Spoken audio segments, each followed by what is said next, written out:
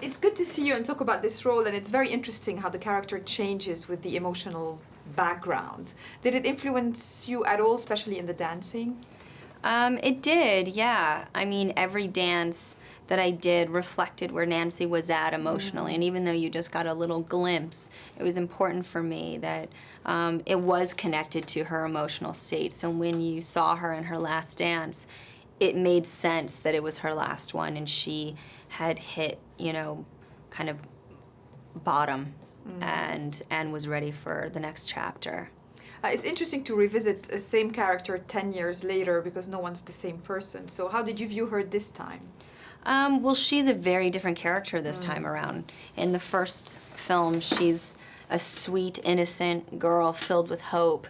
And in this one, she's this grimy, jaded, cynical, exotic dancer. And she feels like her life has amounted to nothing.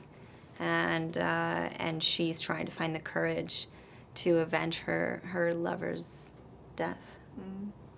You, as a viewer, I mean, audience member, I get totally transported in the atmosphere of this film. That's great. Yeah. And is it the same when you're acting in it, or is it just more technical anyway? It's very technical. I mean, we are on a green screen, but just, you know, you have to immerse yourself in the character that you're playing in this world, and you have to take on the cadence of the dialogue, and you know, when you're in the costumes, they're so dramatic and so larger than life.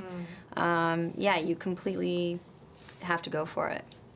It's interesting to work with Robert again because you've worked before together, and then, you know, there's always different ways to work with the same person. So how enriching is that?